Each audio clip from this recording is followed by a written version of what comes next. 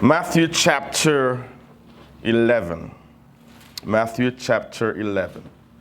Let's pick it up at verse 7. We're going to have an interesting session this morning. I want you to open up your hearts and your spirits and be ready to receive what God is going to say to us this morning. Let's read verse 7 through chapter 12. I'm sorry, to verse 12.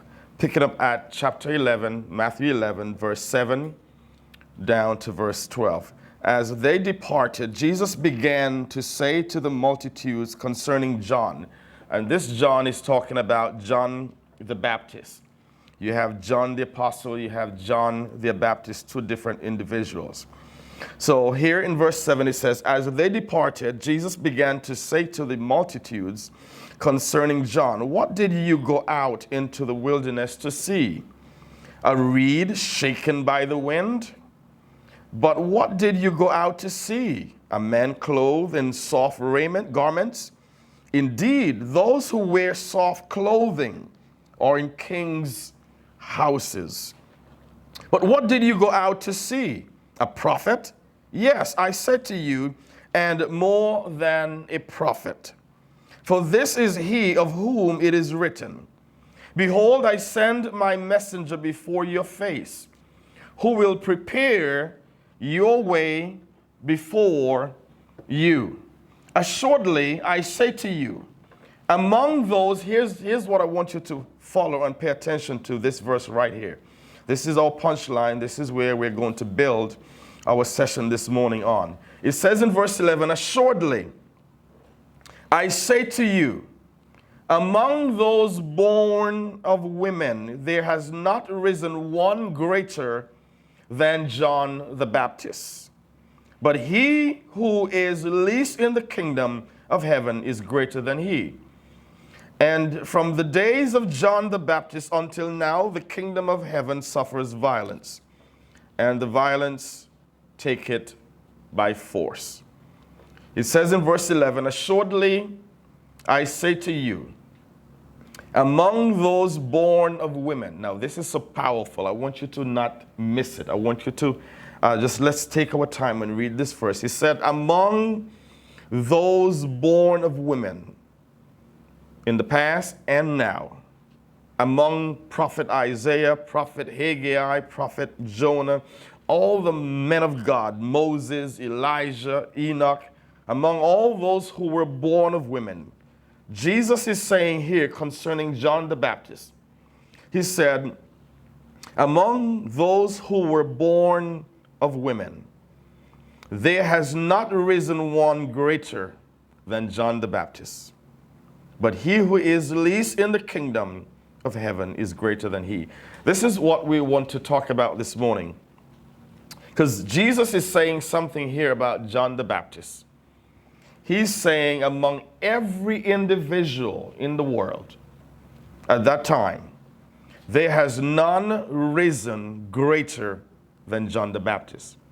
Now let's look at this word greater. That means if there has not been any rose up that is greater, because you can say this, great, greater, and greatest. So if there's none greater than John, that means John is the greatest. Would you agree? Because it says, there has not been one greater. The next step above greater is greatest. That means John was the greatest at that time. Are you following? So this morning we want to talk about how to become the greatest in the eyes of God.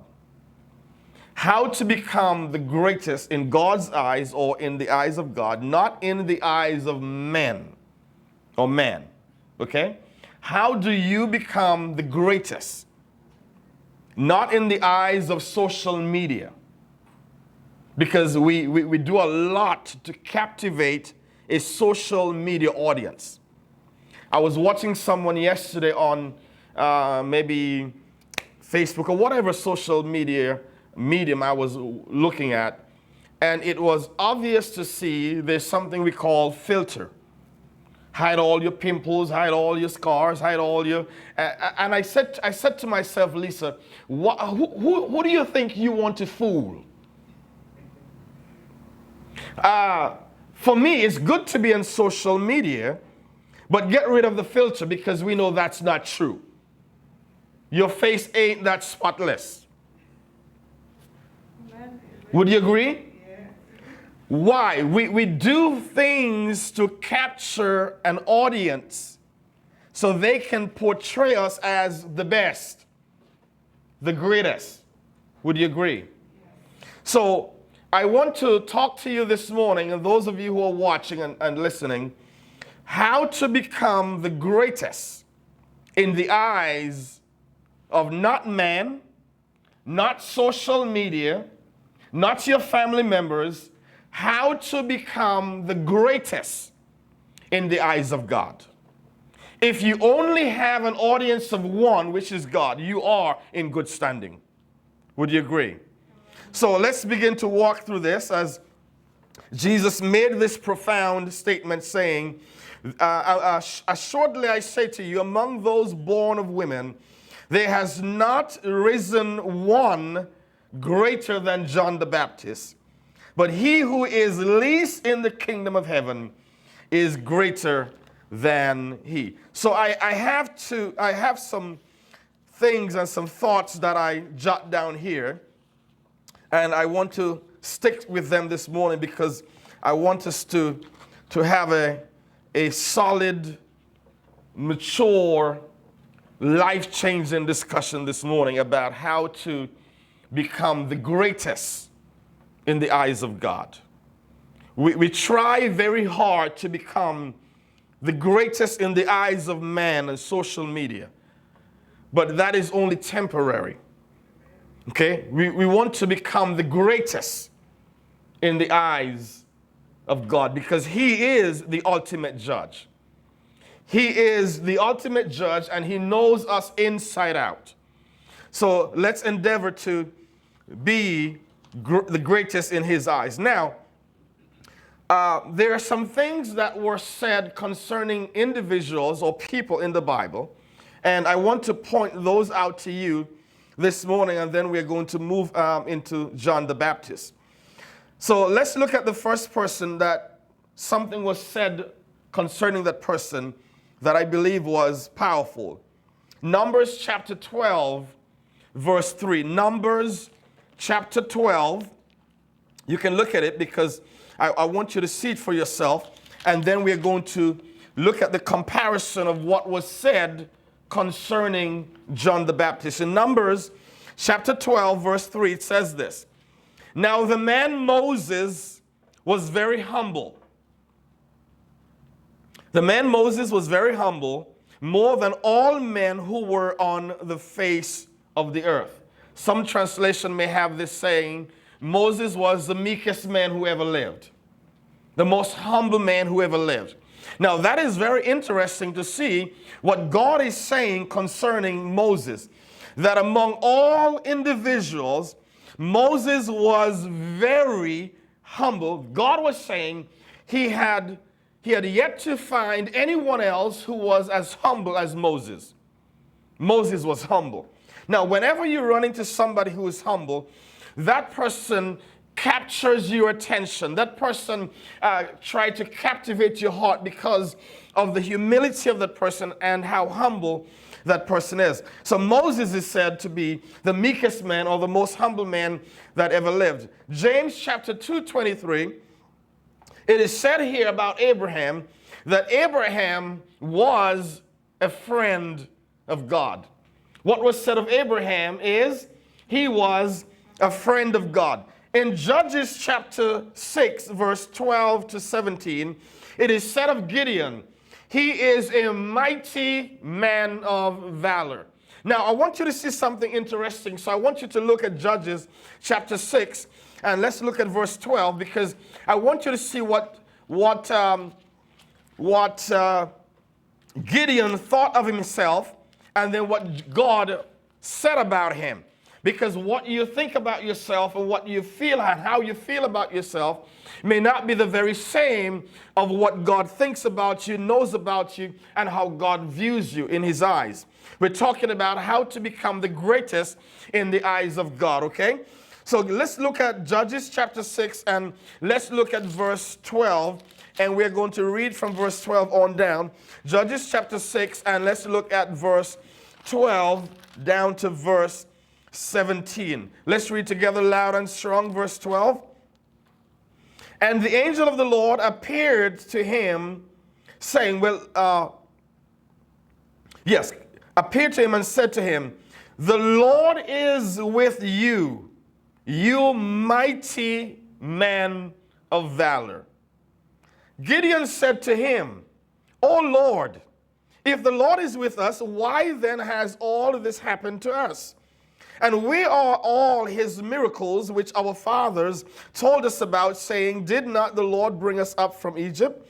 But now the Lord has forsaken us and delivered us into the hands of the Midianites. Then the Lord turned to him and said, go in this might of yours, and you shall save Israel from the hand of the Midianites. Have I not sent you?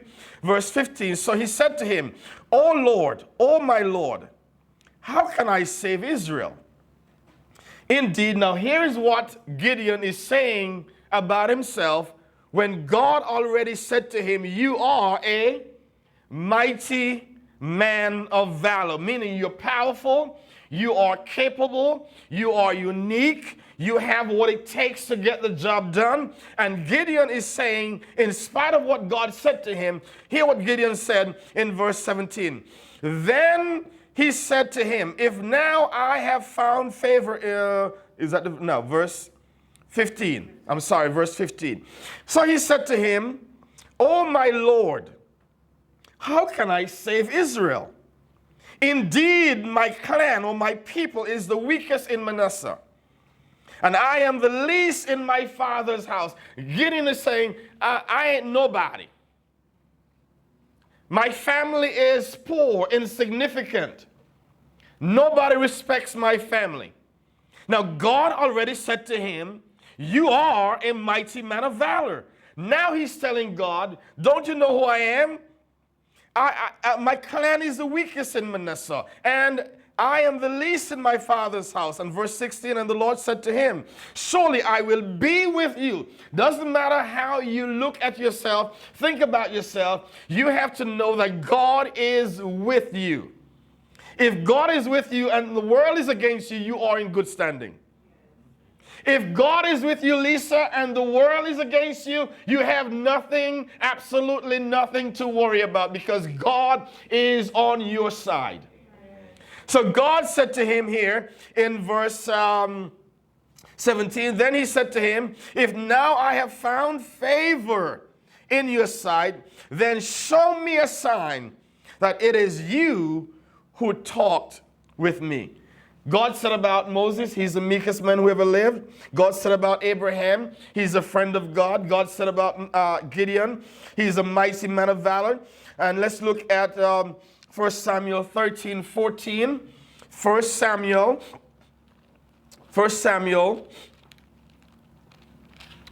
and 13, verse 14. 1 Samuel 13 and verse 14.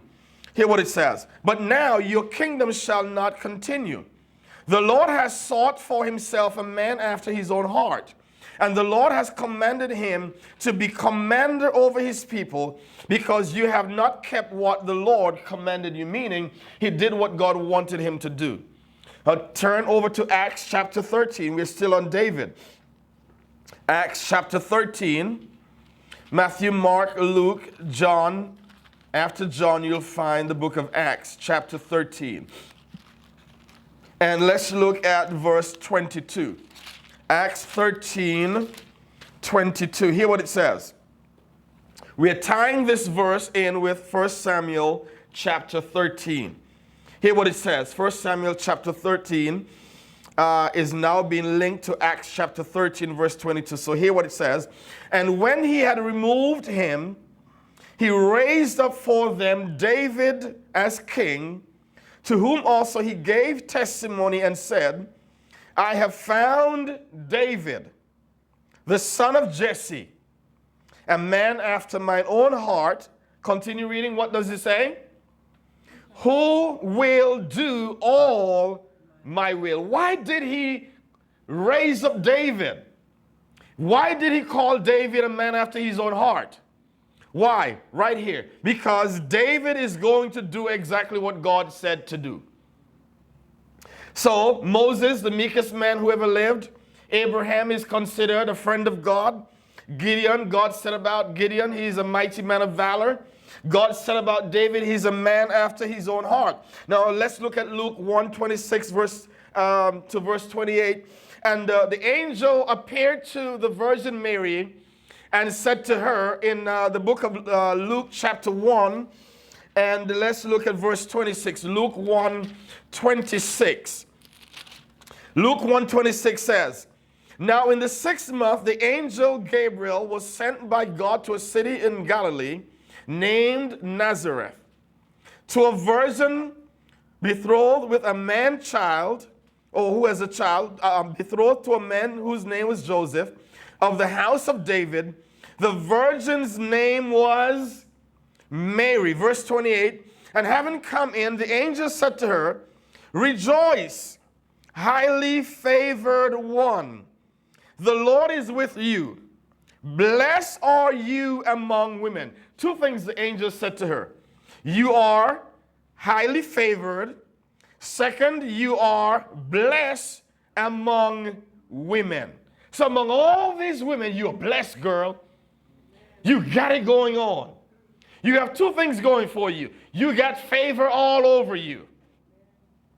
Now, favor is things happening to you, things been given to you that you didn't have to work for or beg for it. That's favor. God swing the doors open on the hinges of favor for you. Okay? So what he said of Mary, the Virgin Mary, she's blessed among women and she's highly favored. Now let's look at the last one we want to talk about, Matthew 11, verse 11. John the Baptist, there is none among women, that is greater than John the Baptist. Here's my question. What makes someone great or the greatest? What makes somebody great? When you find somebody that is great or the greatest in your eyes, most times what do? We idolize that person. We buy their brand clothes, their brand watches. We stand in long lines early in the morning in the winter, freezing your tail off to buy the sneakers that you can't afford. You borrow the money from your grandma. Mostly black folks who are struggling. I'll tell you right now, I ain't buying no Nike or Jordan, so expensive, and I'm struggling financially. Those people already are millionaires. And here you are, you can't stand in the line in summertime to go to the house of God, but in the wintertime you are in line freezing your body off to buy a pair of sneakers, Jordan. And you barely can afford the shoes. Why? You found interest in your idol, the person you consider to be great or the greatest. Would you agree? The things we do when we find someone we consider great or the greatest. We would go to a Beyonce concert, travel from another state, pay for your travel expenses, pay for the hotel, pay for the ticket to the venue, and you don't see any problem with that because you found Beyonce to be the greatest. The greatest. When you find somebody that is great, you support them 100%. I have a question for you. What made Kobe Bryant great? What made Magic Johnson great?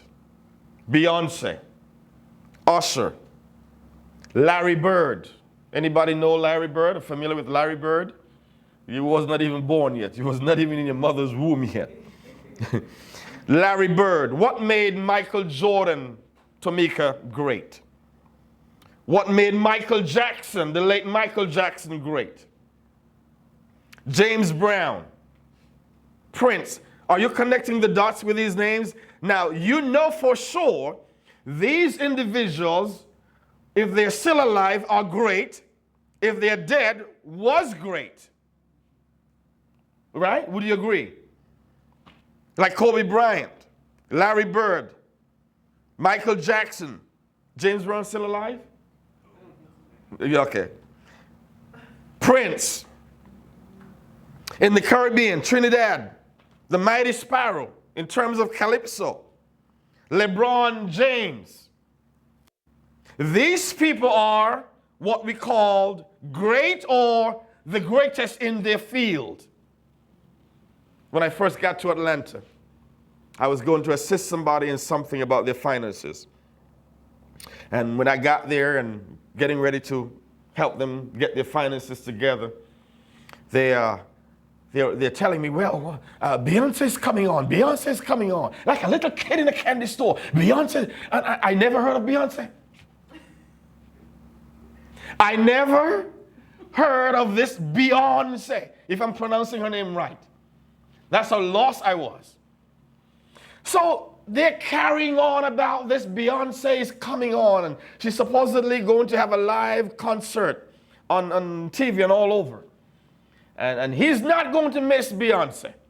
So I said, let me see this Beyonce you are fascinated about. And David, I watched for a few minutes of this Beyonce. And I can honestly say she got it going on. Now, I'm not talking about in her figure or in her looks. I'm talking about she knows how to dominate a stage. You ever meet anybody in Atlanta said they moved to Atlanta because they want to pursue music? They want to pursue acting or singing, and you tell them, drop me a tune, and they sound like a lost goose? You know for sure they ain't got it. Go back to your state. Go back to cutting grass. Anybody? But listen, when I saw Beyonce dominated that stage, I gave it to her, man. Come on, vote for Beyonce, man. Come on, vote for me now and vote for her. I'm going somewhere. I'm trying to show you what makes somebody great or the greatest. Are you following me? I'm trying to be practical to get my point across, to let you see why did Jesus say there was none like John the Baptist. He was the greatest. Why? There has to be something about the person to make them the greatest. Listen, Donovan Huggins, you just can't become the greatest by just going along and whatever. What is it? Que sera, que sera. Lisa, you cannot become the greatest by going along saying, hey, whatever, que sera, que sera. You cannot become the greatest with that kind of mentality and attitude. You cannot become, to become the greatest, there has to be something unique about you. There has to be something unique about you. There has to be a gift on the inside of you that you are willing to amplify. There has to be something on the inside of you, a special kind of fire that you are putting fuel to every day to make your fire burn brighter. That's why on a Sunday morning, I don't come in here and say, no, I'm coming here with fire. 1,000 of you attend or not, or 20 of you or 2 of you, I'm going to come with the same fire. Yes? You can't leave here on a Sunday and say, well, Pastor didn't bring it today. I wonder what the problem was. Maybe he got woman problem. Maybe he got family problem. Maybe he got money problem. I ain't got no problem because I'm going to bring it. Yes, class? What made those people I mentioned earlier great or the greatest? They have a fire. They're willing to fuel every day. They have a uniqueness about them. They have a gift, a talent, or a skill, hear me carefully, that they are willing to amplify. They're also going to take what they have and they're going to improve on it. They're going to also fine-tune it. Come on. When you first started your business, you had to fine-tune, you had to improve because you wanted to be the greatest business in Atlanta. You want to have multiple employees and you sit at home in your pajamas while they're doing the work. They don't play with Tamika. Amen, somebody. There has to be a passion for what you do for you to become the greatest. Last week I told you about my Calypso name. Soca Dan. In St. Croix, I had this passion, Lisa, for Calypso. 17, 18. And mind you, I'm in church. And my stepmother would just give me a hard time. You're not going to sing no Calypso, so sing for the Lord. She was serious. She said, no, not in this house. But I was determined. That is my passion. I love Calypso. I want to go and defeat the mighty Sparrow. I want to be the Calypso king of the world. I want to dethrone the mighty Sparrow. 17, 18 years of age, I found out who was the Calypso king for Calypso and the Virgin Islands, a man by the name of the Mighty Pat. He was the one who was winning crowns every year as the king. That means he had to be, that means he had to be the greatest in the Virgin Islands. So what did this 17, 18-year-old lad did? I went and introduced myself to the Mighty Pat, the Calypso king of the Virgin Islands. Teach me, train me, develop me, help me to become like you, who is considered the greatest in Calypso in the Virgin Islands. Pat is now 60-something years old, still singing, and we're still friends today. Every time I go home, I check on him. I have his number, we communicate once in a while. What's my point? When you find the greatest, and if you want to become the greatest, you try to learn from the greatest. How do we become the greatest in the eyes of God?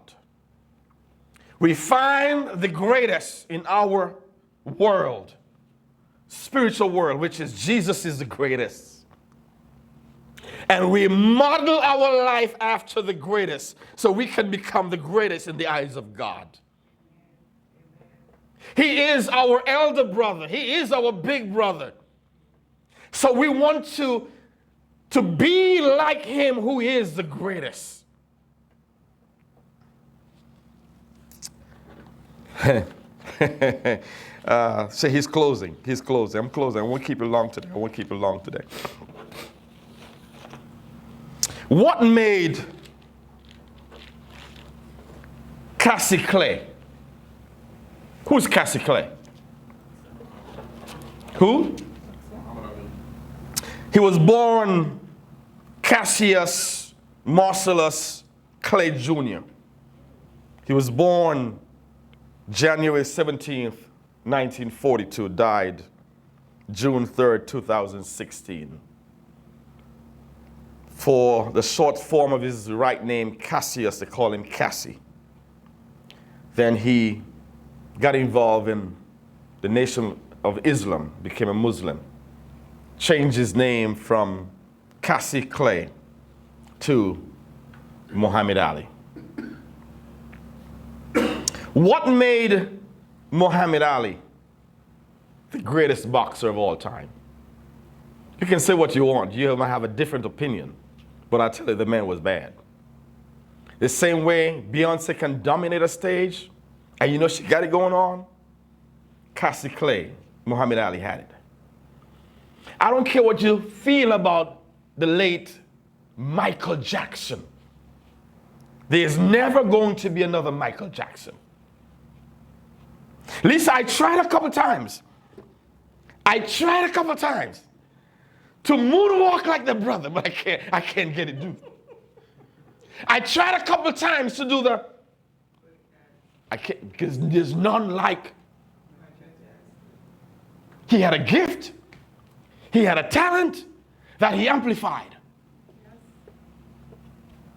You may not know, but Michael Jackson was the shyest person, the shyest individual in person. You approach him, he is shy. But let the late Michael Jackson loose on the stage with an audience and a microphone, he will rock your world. I'm trying to make a point. Your business cannot be the greatest. You can't be the greatest student. You can't be the greatest nurse. You can't be the greatest manager unless you amplify what's on the inside of you. Girl, when you go to run your business, when you get to that business, when you get to what you're doing, Tamika, you do it with style, and the people must say, man, she does an excellent job. Yes, amen. Amen. They shouldn't have to come behind and say, golly, wonder why we're paying her. We got to find somebody else. She ain't doing a good job. No, man. They got to miss you when you don't show up. They have to miss your service when you don't show up. Anybody listening? Yes.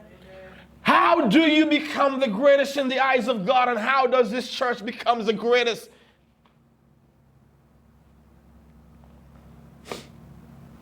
Here's my question, Jeffrey Turner. Here's my question, David. Here's my question, Lisa. What made Muhammad Ali the greatest boxer of all time? He had a hugely successful professional boxing career. He suffered only 5 defeats with 56 wins, and over half of them were knockouts. Hailed by many as the greatest boxer of all time, he dominated the sport unlike any other. Are you hearing me? Go back and watch some old boxing matches of Muhammad Ali. The brother had a mouth in the ring. Lisa, if he said to you, I will knock you out in the 3rd round, you can count on it, you going down in the 3rd round. He will tell you before, the 3rd round is the furthest you're going to go. And I bet your last dollar, you're going down. He dominated the sport unlike any other. Michael Jackson dominated the stage unlike any other.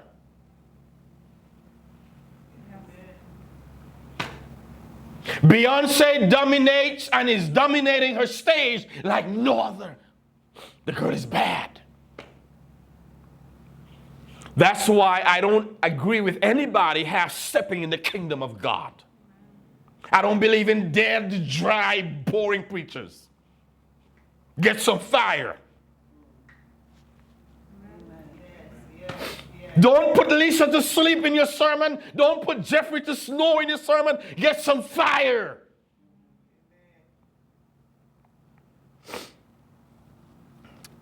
Muhammad Ali dominated the sport unlike any other.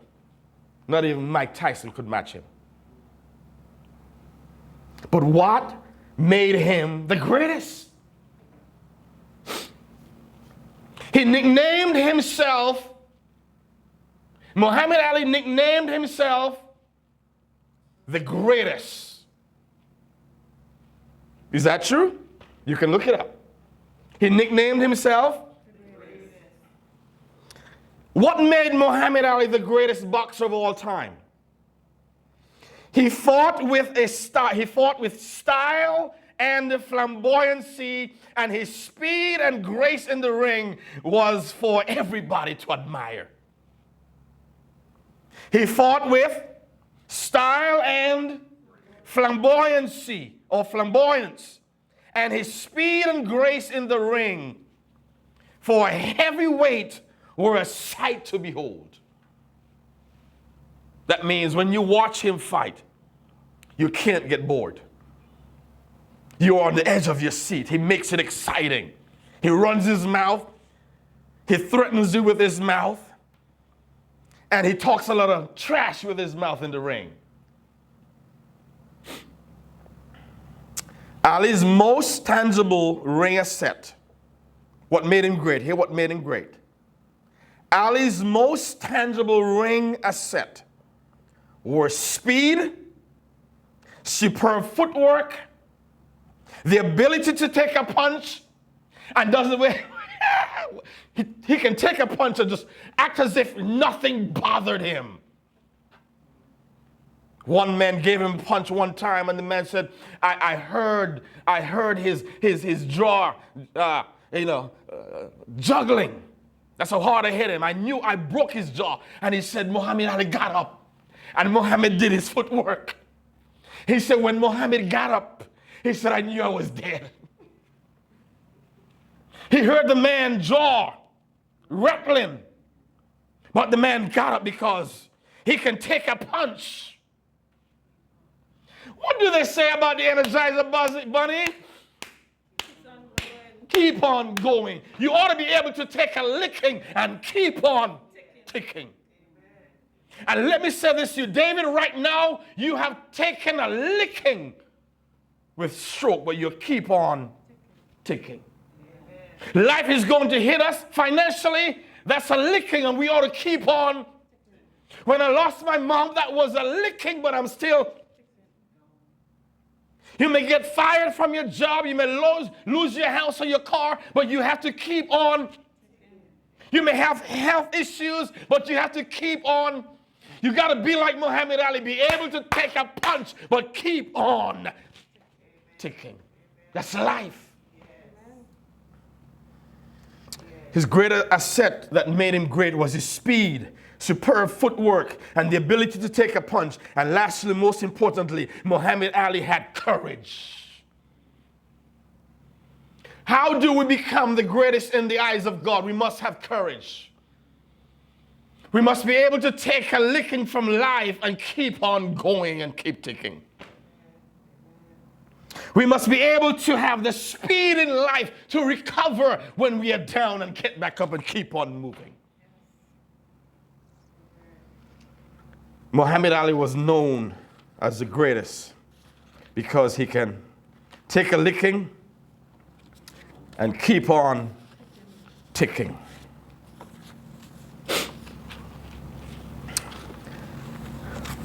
What made Jesus to say this about John the Baptist as we close? I only have 8 minutes. That there is none greater among women who was born as John the Baptist. That means John the Baptist was great or the greatest.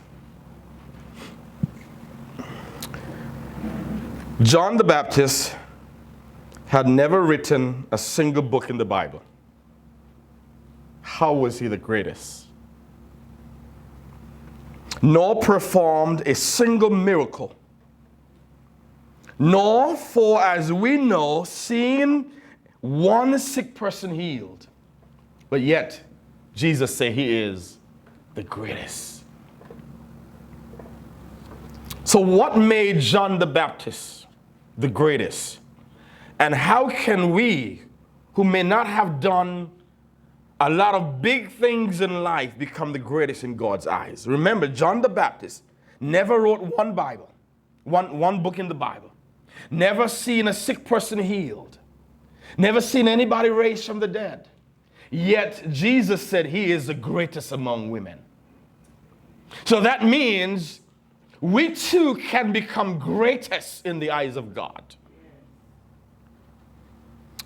Hear what made John the Baptist the greatest among women. Prophets in the Old Testament pointed toward Jesus, but John the Baptist announced his coming. In John chapter 1, let's look at John chapter 1 quickly as we close. John chapter 1. Let's look at why John the Baptist was the greatest. John, Matthew, Mark, Luke, and John. John chapter 1, let's look at verse 23. The prophets in the Old Testament spoke about Jesus who's coming, the Messiah. But John the Baptist, he literally announced the Messiah. John chapter 1 verse 23, he said, I am the voice, John the Baptist speaking, I am the voice of one crying in the wilderness.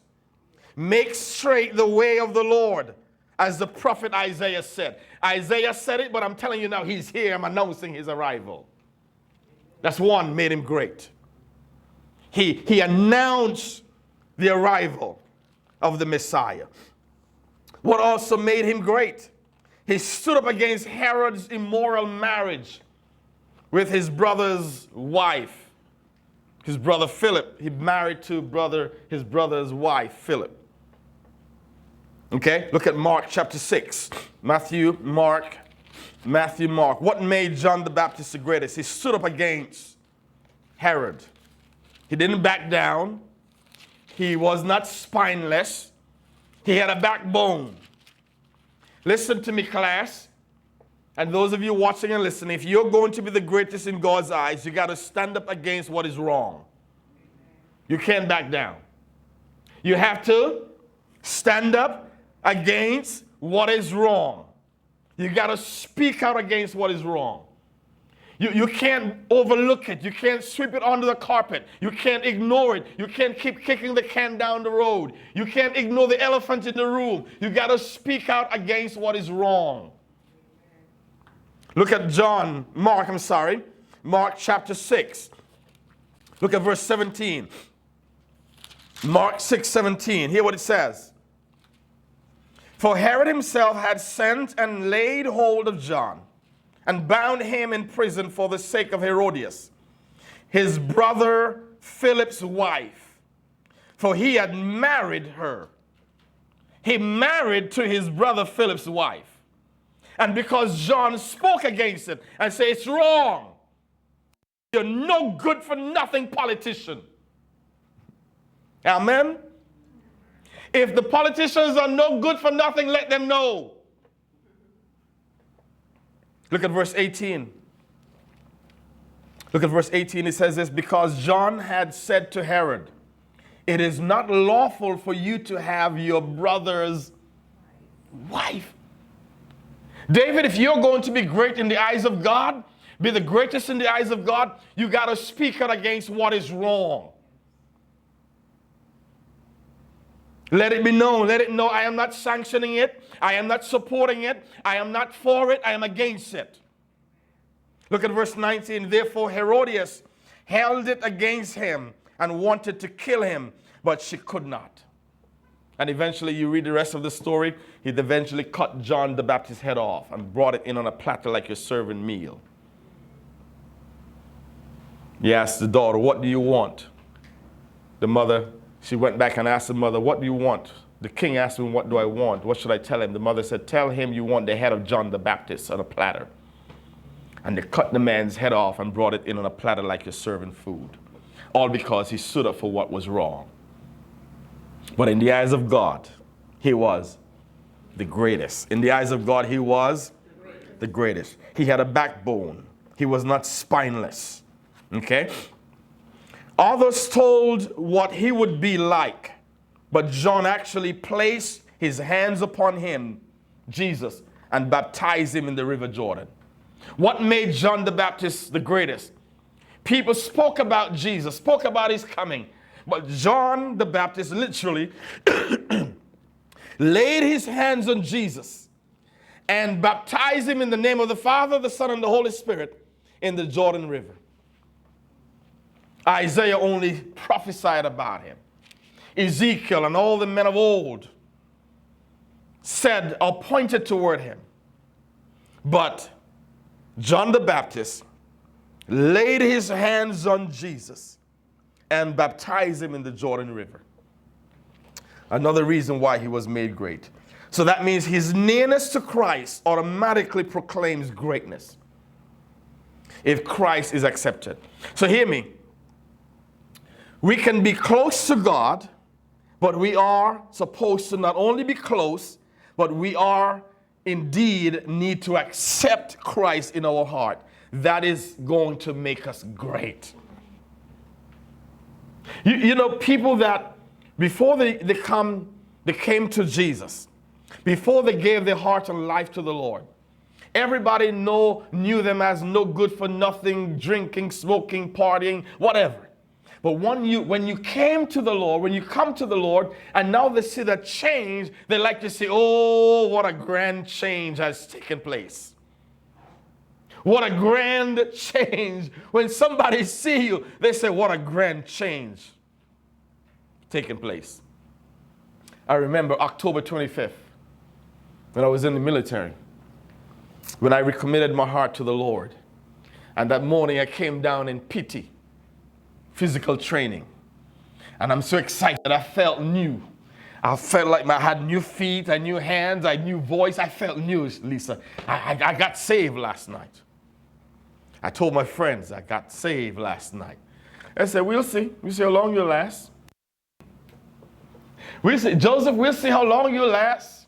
That Jesus thing will just go away soon. I'm still here. Amen. Are you hearing me, somebody? That means a grand change took place. And when a grand change takes place, you will last your walk with the Lord.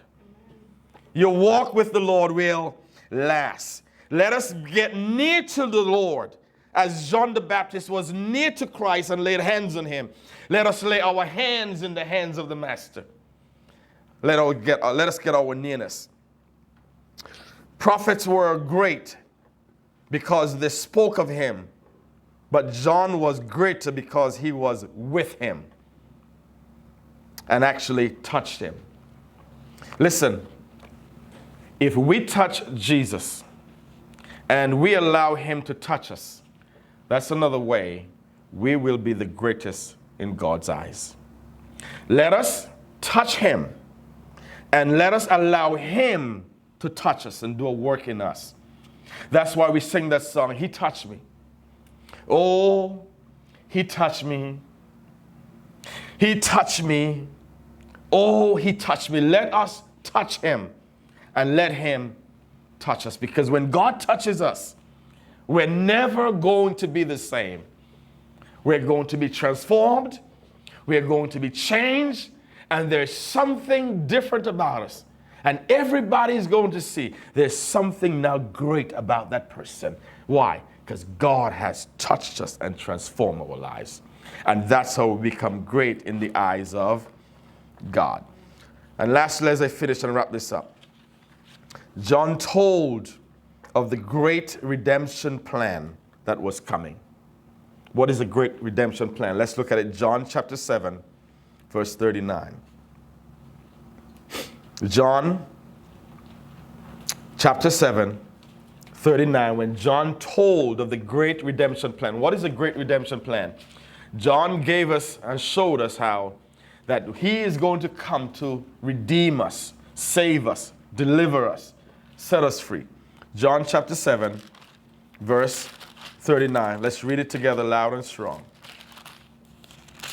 How to become the greatest in the eyes of God. John 7:39, hear what he says. But this he spoke concerning the Spirit, whom those believing in him would receive. For the Holy Spirit was not yet given, because Jesus was not yet glorified. He spoke of the coming redemptive plan. John chapter 7, verse 39. Listen to me. If we can speak and witness to others about Jesus, his ability to save, heal, deliver, transform our lives. If you can spread the good news among your friends and family members and coworkers, the people you encounter, and let them know what God has done for you and what God is able to do. If you can be a witness for him, listen to me, you are the greatest in the eyes of God. If you can brag about him, talk about him. John announced him that he's coming. He spoke about his redemptive plan. If we speak about, let us not be quiet about him. Amen. Witness about him. Don't be afraid to pray in public. You're being a witness for him. When I see somebody pray in public, and sometimes I like to go over and say, I admire that. They open a door for you to start a conversation. Don't be afraid to pray in public. Don't be afraid to say, God bless you. Have a great day. May God bless you. Say something, witness for him. When you do that, you are being the greatest in the kingdom. Let's wrap this up as I finish. And lastly, what made John the Baptist the greatest? He was just and he was a holy man. And lastly, he was obedient to God. If we can do what is right, if we can do what is right in society, if we can be holy, we are being the greatest in the eyes of God. And lastly, if we can be obedient to his will, if we can do what God says to do, and that's why he said, I have found a man, David, because he is a man after my own heart, and he will do whatever I command him to do. Meaning, David was obedient. David was obedient. John the Baptist was an obedient man. That made him the greatest of all time. I encourage every one of us, let us learn the art of surrender to God and learn to be obedient. There are times it may seem difficult to be obedient, but if we can learn obedience, we are on the way to becoming the greatest in the eyes of God. John the Baptist never wrote a book in the Bible, never seen the sick healed, never seen the dead raised back from the dead, never did any such miracle. But Jesus came and said, there's never one risen among women who is greater than John the Baptist. Why? John the Baptist stood up for what was right. He was against unrighteousness. He was an obedient man to God. He was a holy man. He lived for God. He laid his relationship on the forefront for everyone to see that he was in touch with God and he did what was right in the eyes of God. If we can follow in that footsteps, his footsteps, and do what is right, stand up against what is wrong, as John did, listen, we too will be great in the eyes of God. Don't be afraid to have a backbone. Don't be afraid to stand up against what is wrong. John lost his life because he stood up for what was wrong, but God was with him any which way. For our church to be great, we have to speak and announce Jesus in public. Wherever you go, find a way to witness, find a way to share the love of God, find a way to talk about him. John announced him. He spoke about him. He said, there's one coming whose shoes I am not worthy to unlace. He's coming. He spoke about him. Let's be on fire for God. We can never be great in the eyes of God. Our church can never be great in the eyes of God if we are passive, if we are quiet, if we are spineless, if we don't have a backbone, if we don't proclaim the gospel, if we don't share the love of God, if we're not obedient to his word.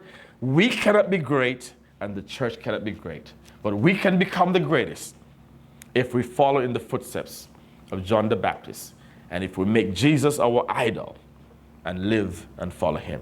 He said, you are the salt of the earth. So our first step is to accept him according to John 3:16. Next, for us to be the salt and light of the world. And then we're on our way to becoming the greatest in the eyes of God. Let's stand.